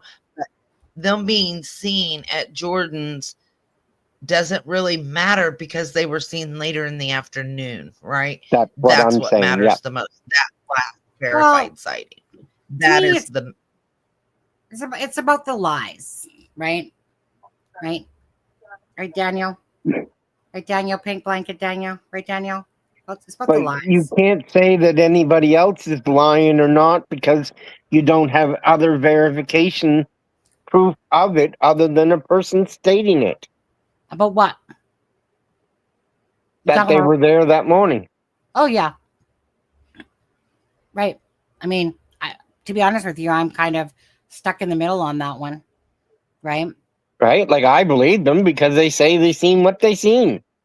But to me, it has no bearing on the case because that wasn't the last proof of life. Like, when we knew that they weren't in school Wednesday because they had the day off and then didn't go to school Thursday and Friday, we were looking at a 75 to 80 hour window of something happening after they get off the bus Tuesday afternoon. Yeah. By that verification on May 1st of being seen at Dollarama on closed circuit TV, that shortened the timeline. Don't forget, hey, Daniel, thank you for giving the RCMP that information. Like they wouldn't have, like seriously, dude, like they wouldn't have got that off the Google Time Maps phone and all that crap anyway. I mean, honestly, anyone that worked at the Dollarama that day would have called in that tip regardless. Yeah, I think we have to give that one to Malaya because it was her Google Maps that we've seen. Right? So give her credit for one thing. I want to go back to something Belinda said. What? Something I said to you, Sunny, and it struck me as weird, and I'd like to know Kent's feelings on it and Chat's feelings on it. When I was preparing this document, I noticed that when they went into a store, right, when they went into Walmart, there was like a 7 to 8 minute gap between when Malaya and Meadow went in and Jack, Lily, and Daniel went in. So then again, when they went into another store, Dollarama, there was a 7 minute or 8 minute time gap there and 7 minutes before at Walmart, right? So at Dollarama, there was an 8 minute time gap between when Malaya and Meadow entered the store and when Daniel, Jack, and Lily entered the store. So as a parent, I look at that and go, okay, so did Daniel stay out in the car with the kids and go, look, you're not to ask for anything. You're not to do anything. You're not to ask for help. You're to sit there and be quiet. If you don't do X, Y, and Z, I'm going to beat your butt when we get home. Da, da, da, da, da, right? Like, why is there an No. 8-minute time gap between them, or 7 entering Walmart and 8 minutes entering Dollarama? Why did they go in separately? Well, Right? They came out at the same time, but why go Yeah, yeah. in separately? yeah. So hey, Kent, and you can answer this in a second too, but and we'll come back to Belinda's question about the doll. And so my thing is that what I did find strange. I don't believe he was saying, "Oh, you better be good" and shit like that. Hell no. But I did find it kind of odd myself that Malaya seems to go in everywhere first, and then Daniel tags along with the kids after. Normally you kind of usually go in as a family. But I found that a little bit strikingly odd, just for the fact of why is Malaya keep going in first and then Daniel's toting behind with the kids? What's your thoughts on that, Kent? Well, I can't explain the one at Walmart for sure, but we know at Dollarama he met up and was talking to somebody else. So Edmund. Malaya probably walked on ahead, and I do that all the time when I'm going shopping. My sister usually takes me, and I know so many more people and different people that she knows. So if one of us walking in the store sees somebody that one of us don't know, Yeah. the other one continues on, goes, gets the cart and whatnot, and we say hi or how are you, Joe, or whatever, whoever we're talking to. So I can see that happening in both instances. But we know that happened at the dollar store. Hey, Carricker. Hey, dude. You're bringing a negativity vibe to my feng shui shit going on in chat. Okay. I've seen a couple of your comments now, and you're basically like, who gives a fuck? This is what I have to say to people like you. Go start your own channel and talk about whatever you want. Talk about whatever you think people care about. Okay, but take your negativity and tone it down, because you're bugging me now that I've seen a couple of your comments. Okay, or just leave, one of the two, because you're adding some negative vibes going on here. Okay, and we can talk about I'd like Daniel to and answer her Lily. question. His, her, whatever. Yeah, go ahead. So why does it matter and who cares? It's not that it matters as far as the timeline, but if he's out there and he's threatening the kids, right? And this is all speculation. I'm saying if you go in separate, right? You take the baby and yourself and you go in, right? And you're seeing bruises on your children and black eyes. It's a matter of he has this time frame, and it's a consistent 7 to 8 minutes every time they go into a store instead of going in together. So who cares? I care. Why? Because is he out there abusing the children in that time frame? Is this a time frame where he's threatening or hurting? It doesn't matter that they went in separate. It's a matter of why. Why is it a consistent? Is it a pattern? It's called a pattern of life. And Now, another reasonable explanation for that. Apparently, Poutine. Go ahead. Did anybody think that maybe Malaya is ashamed? We know that she doesn't, or apparently doesn't, bother much with Jack and Lily. Her and Meadow was gone. They're just going to get whatever they got to go get. And if Daniel's 2 feet behind her or 5 minutes behind her, they'll either catch up or she'll be coming back out of the store before they go in. You know, if I had my say on this part, I might agree with whatever the name is. Do I personally think that there's any relevance to it? No, honestly. If I was to go with my gut feeling on it, do I feel like Malaya going in first? Because I agree, Dollarama, you're talking, maybe the same thing even happened at Walmart, or just, Malaya was going to go in there first and the kids are like, take me in too. Let's go. And then he ended up going or something like that. I don't actually put a lot of weight onto that part of the case. for me personally. So each to their own. But what I want to do though is I want to get back to this doll that Belinda's talking about. So she said that Cheryl said that Lily had a doll. Belinda, go on. Will you hear anything about this, Kent, up until now? As to what? About Cheryl saying that Lily had a doll. Well, I would most likely expect most girls, kids to have a doll or multiple dolls. No. But on the day that they went missing or something, right, Belinda? Of course she has dolls. She got some LOL dolls. You can see that in the pictures. I'm talking about that this would obviously apply to the fact that... Well, that may be a fact that only Cheryl knows. Well, Cheryl knows from Malaya, right? Because that's where it would have to come from. It would have to come from Malaya, right, Well, Belinda? Tell us. Talk to us, Belinda. Can't just... First time we've heard of it. Yeah, It's funny how both sides of this family can conveniently bring stuff out of their fucking ass when they want to. Okay. If that's the case. I feel like, tell me if you're reading this like I am. Cheryl said to look for a missing doll as well. So I feel like that's a little bit cryptic. And that means like there's a missing doll. Now, whether that's in the woods or whether that's a doll that's just gone missing from the home that particular day that she had, that type of thing. How come Malaya hasn't told us this herself? Because Malaya doesn't do anything that I she's call supposed bullshit. to. Malaya doesn't do anything she's supposed to. Well, that's fine, but I call bullshit. Why is it coming? My point is if there was a doll missing with this child, why is it coming up from a friend at the 6-month plus mark? You're not very good at Exactly. Jeopardy. Why did we not hear about it before?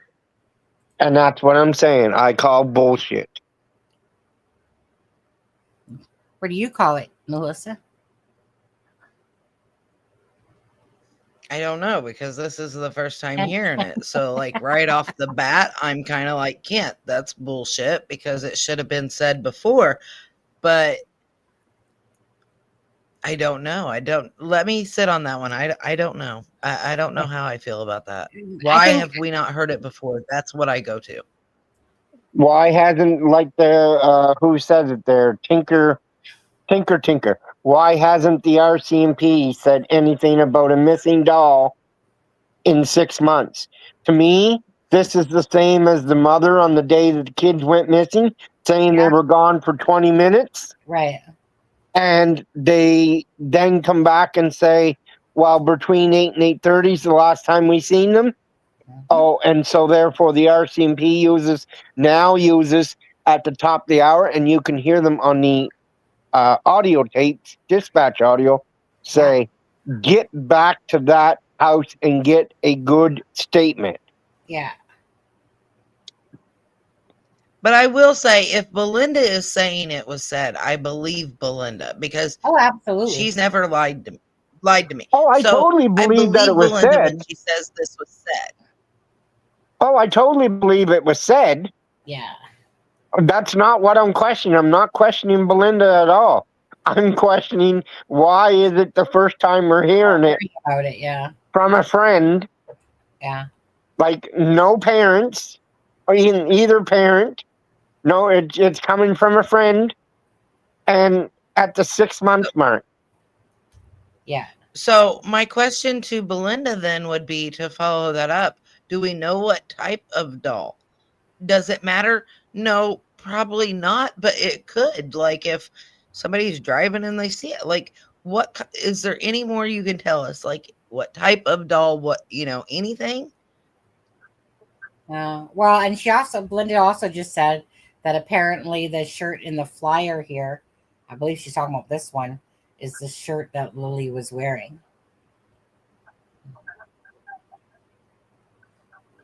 Oh, the shirt Well, in that's the kind of what flyer. I Yeah, always thought from the beginning. yeah, Well, we yeah. always thought it was a Barbie top, to be honest with you. It was, but then it changed to that. Yeah, no, I agree with that. Belinda, while you're here, save me from calling you and bothering you tomorrow. There was an item that DT talked about that showed up on Google Earth the other day. Oh yeah, right. Then I find out that you found a blue blanket. Is that blue blanket found in the location where the new Google Earth showed an item in the ditch? Or was that your team that was in that area? Was that the one that was towards Salt Springs Elementary? No, it was down more like going out to where the footprints was. But Oh, okay. further, it's something that the Google car picked up an Amazon bag hanging in the tree, and on the ground there's something that's blue, but we don't know if it's an article of clothing. And I know DT brung it up the other night and suggested that whatever team was in that area, he would like them to check it out for him, because you can see it in the ditch on the Google Earth view.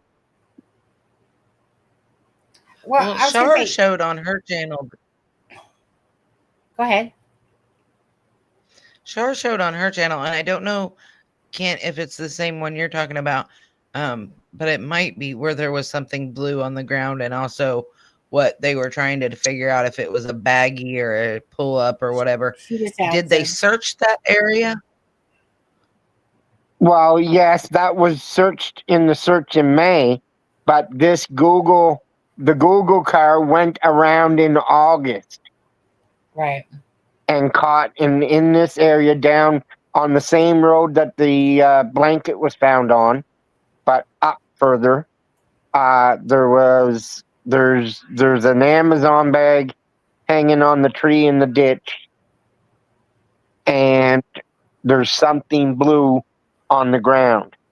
And I was just asking Belinda if her search team was in that area, and because I heard that she found a blanket. Yeah. So I was just wondering if that was what was on the ground, was the blanket. Yeah. So she just said the blanket. Okay, the blanket was found in a different spot. Okay. Cheryl is Malaya's. What people Best would friend. do, right? So if you don't know who that is, like if you recall the beach pic, everyone, lots of times people call Cheryl the beach friend, but her name is Cheryl Christine.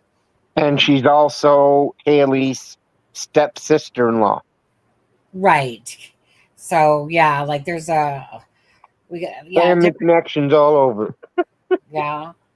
Hayden was at the search as well.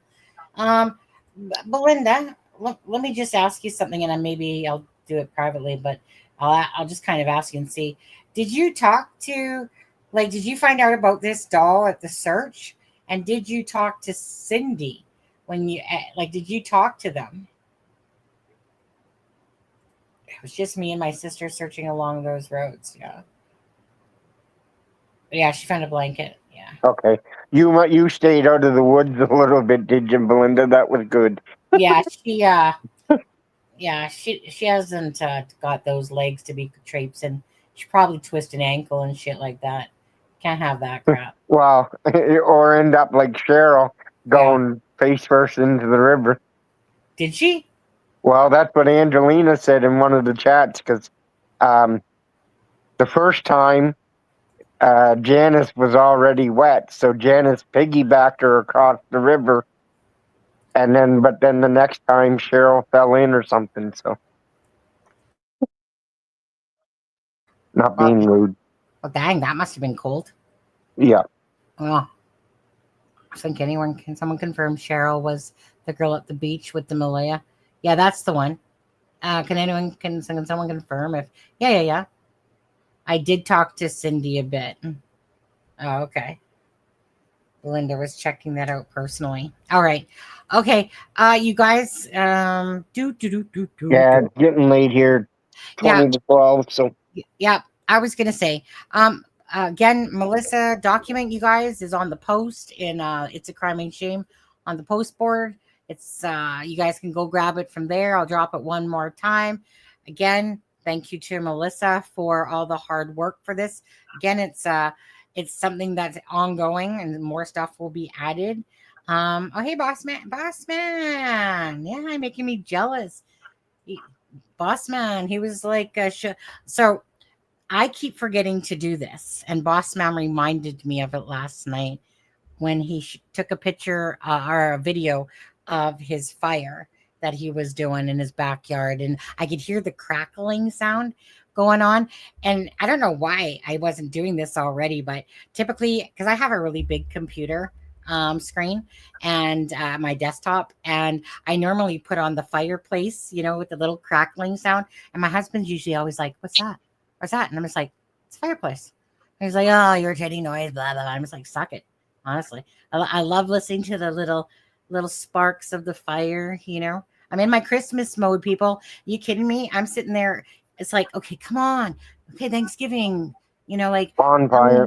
Yeah. I love, for me personally, and now we're just going off on a side rant here, but not even a rant, but so I'm a very simplistic person when it comes to stuff. I can look at Christmas lights all day long and just sit there and just be in this inner peace. I could sit there with a fishing rod in my hand, toss it in. I don't even care if fish. No, I actually do care if a fish bites or not, but because then it just makes it a little bit more funner. But I could just throw that rod in and sit on a freaking lake or whatever it is forever in a day. I could just sit there all day long, right? Me, my chair, my freaking drinks and munchies and shit like that. Simplistic things. So fire too. To stare at a fire was always my favorite thing. Sit in one of those beanbag chairs, sit beside the real fireplaces. Then my mom's other half would always give me shit. You could have been burned to death. Yeah, I'll risk it. I'll risk it for the biscuit.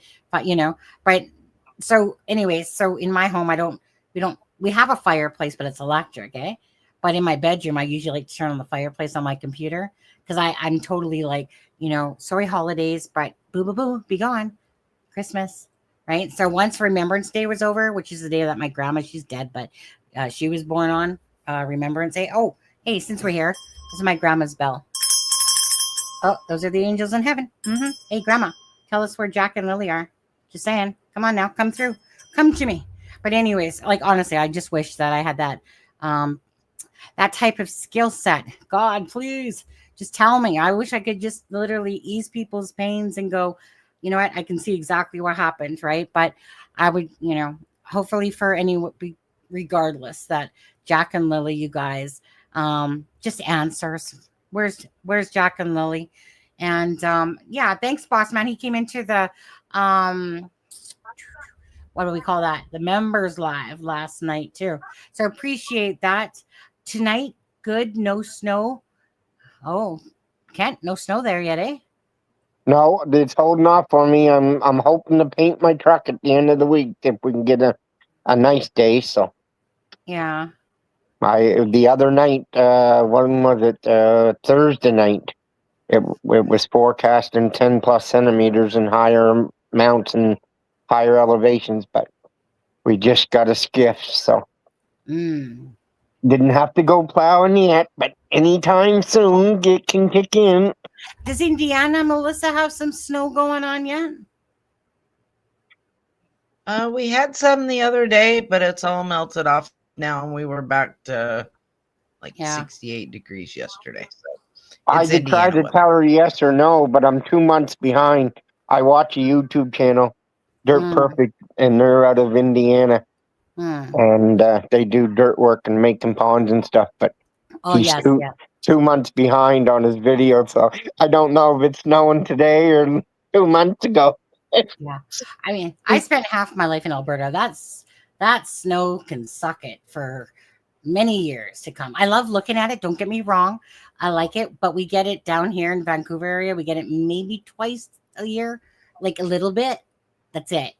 So anywhere rest of BC up there, they get it also all across Canada. I'll take 5 to 10 centimeters any day, every day of the week. Yeah. I just don't want it like it was not last winter, but the winter before when we get 4 feet of snow in 4 days. That was no good to me. I had to call bigger equipment. Yeah. Well, you guys can keep that crap over on that side. I mean, don't get me wrong. Like I said, I love snow, you know, except for the yellow snow. I don't like that one too much, but I do like it when it lands and then you make your snow cone out of it, stuff that in your mouth. And I like the prettiness on the trees. But as you know, like, so I like that part. But because we get so much rain, it pretty much the snow is there and then it looks like slushy shit for a few days and then it's gone again, you know. And You guys don't know how to drive in the wintertime. You don't get enough you don't snow to. hear it. But I'm like, our vehicle is from Saskatchewan, eh? It's like it's got the snow tires, like the snow drive and stuff like that. You won't find no snow drive in British Columbia, BC. really. Yeah. But anyways, you guys, Brad, thank you again for joining last night. Perhaps if you're having another fire, send me another video. I love the crackling of fire, love Christmas time and all that. This is my Santa shirt. But anyways, you guys, Jack and Lily, answers and prayers for Jack and Lily first and foremost. Again, any Melissa or what's your name again? Kent. Yeah, everybody thought that there was something wrong. I said, no, just schedules. Sonny's busy working night shifts, so she don't get home until 10 o'clock. There's not much sense in me doing a live at 10 o'clock her time because I'll be in bed. Yeah, when I'm on my 12-day schedule, the one time you're going to get lives out of me is if it's on my days off, right? And I have to go through 2 weeks of that. So yeah. It's not like I don't love Kent anymore and stuff like that. But I did make a couple cameos on Crime Lines into Lies the last couple of weeks though. So you know what? So I ended up clicking on something that day. Right. I literally ended up clicking on it. And then I think Charmaine had sent it to me after, but I'd already clicked on it. And I was like, is that Kent's voice? Wait, Kent? Yeah. All right, folks. Good night. Thanks, Melissa. Yeah. Melissa. Okay. Melissa, do you have any last things to say before you You're go? welcome. No, just prayers for Jack and Lily and Belinda, and like I said, please pass this document on. It's been too long. Let's get these babies found. Yeah, and we'll keep being voices for Jack and Lily. So bless them, bless our little hearts, you guys. You guys know me. I'll play out the video on the way out. If you don't want to watch it, time to leave for you now. But again, I the reason for that tribute video was always to make sure that Jack and Lily are remembered. And the whole point of it was to tear up people's hearts because these children were alive one day playing, going to school and all that stuff. And so I brought the pictures to life, to realism. And I purposely did that for the sake of just like not to hurt anybody, but it was just simply to remember these children, that these children were actually playing and all that stuff. And, so I always try to look to pull at people's heartstrings because people really care about children and stuff like that. So I want to impact people whenever I try to do something special for Jack and Lily. It's all about the impact and bringing awareness to Jack and Lily and just people not forgetting, like Belinda said, right? Not forgetting about Jack and Lily. And so anyways, with that being said, you guys have a most wonderful night. Thank you again, Melissa, for that. Kent, thank you for being up here. I know I love the snow when it's in a snow cone,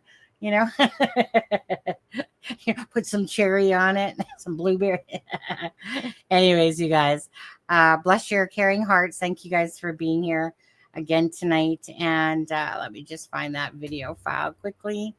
And of course, Russia McDonald is the one that wrote Come Home, Jack and Lily and Where is Jack and Lily? So I always got to give kudos to that. She wrote beautiful songs for Jack and Lily. And let me just, okay. Oh, here it is. Okay, guys. So with that being said, thank you.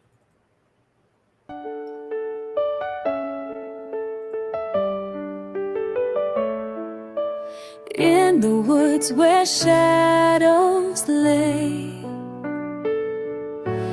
Jack and Lily went to play on a rainy May afternoon. Now we whisper hope soft too. Echoes of laughter fill the air, but where are they?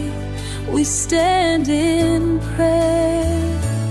Oh, Jack and Lily, where have you gone? We'll hold on tight through this endless dawn. In our hearts forever you'll stay. With every prayer we send your way.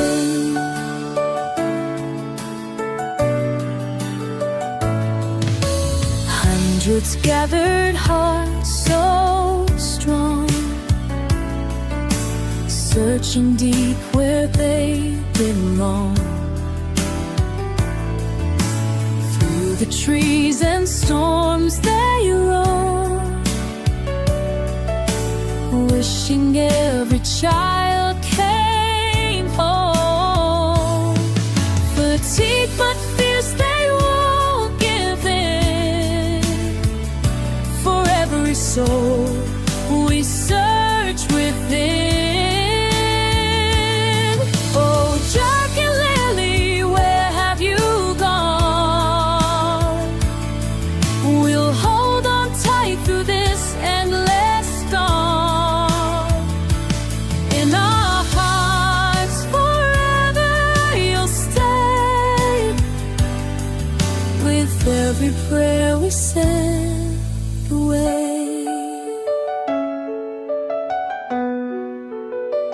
We'll keep the hope alive today. In the silence, love will lead the way. Night, everybody. Please help bring us home.